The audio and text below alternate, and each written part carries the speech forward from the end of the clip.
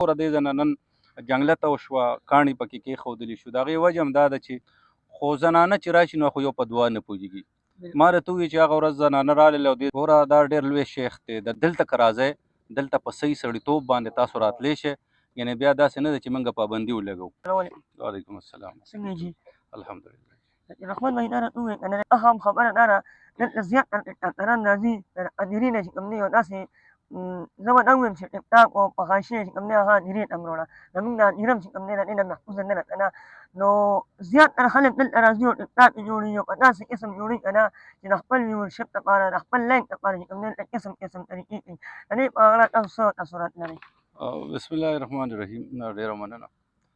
یقینا چې ما د دې نه مخکې هم خبره وکړله او زه دا خبره یو ځل بیا کوم چې د شیخ صاحب قبر له څوک راځي نو چاته منې نشته، بلکل راتلی شي، خو هغې کې د دوه دریو خبرو خیال ساتل پکار دي. نمبر ون خبره دا ده چې یو خو د زنانه نه راځي، کوشش دې کوي، نور هر چا خپل خوښه ده خو زنانه دې نه راځي. دویمه خبره دا ده د ټیک ټاکرانو خبره تاسو وکړه چې هغه راځي او دا ګوره دلته چې تاسو راځئ که ته ویډیو کې یا ته یو دغه کې که نه نو خو دغې حده پورې ټیک ده، خو چې کله ته دلته راشي او هغه ته یو مسخره او د خپل ویوز او د خپل لایک دپاره دا شی کوي نو زما په خیال چې دغه ټیک نه ده. د ټیک ټاکران چې کوم دي هغه راځي او د خپل ویورشپ دپاره دا شی کوي، په دغه نیت راځي نو زما په خیال نه دی راځي. که دعا له راځي، بل دا د شرکیاتو اډه تاسو مه جوړوئ. ګوره دا ډېر لوی شیخ دی، د ده ډېر لوی تقدس دی، ډېر لوی شخصیت دی.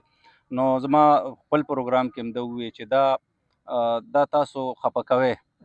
تاسو راځئ دعا غواړئ د خپل ځان دپاره، د شیخ د درجاتو چتولو دپاره چې الله تعالی یې درجات نور هم اوچت کړي. الله تعالی دې موږ قوم له موږ خلکو له صبر راکړي. د دې دعاګانې غواړئ، د هغوی فیملي دپاره دعاګانې غواړئ. خو زنانه چې راشي نو خو یو په دعا نه پوهېږي. ما راته وویل چې هغه ورځ زنانه رالل او دې ځای کې خورې واغېشتې، زمونږ سړي به هم داسې ډېر کړي که نه، خورې واغېشتې او ځان سره یې دغه کړلې که نه دې ځای نه. دا ګوره دې ځای نه نن جنګلته وشوه، کاڼي پکې کېښودلي شو. د هغې وجه هم دا ده چې دې نه به خلکو خورې او ګلونه به وړل که نه.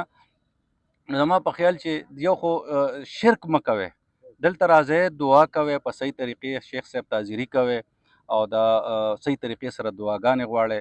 نو ټیک ټاکرانو ته هم زه دا وایم چې ټیک ټاک دپاره ډېر ځایونه دي، تاسو بل ځای کې ټیک ټاک یې کوئ، دلته که راځئ دلته په صحیح سړیتوب باندې تاسو راتلی شئ، یعنې بیا داسې نه ده چې موږ پابندي ولګوو. نو د دې نه دا ښه ده چې دا ټیک ټاکو دپاره ستاسو ډېره دنیا پاتې ده پرته ده چې کوم خوا ځای ته ټیک ټاک یې جوړوئ. خو حضرت شیخ صاحب له به چې راځئ نو ډېر په مینه محبت په احترام سره دلته ودرېږئ، دعاګانې غواړئ. د دې نه علاوه زما په خیال چې د دې اجازت نشته.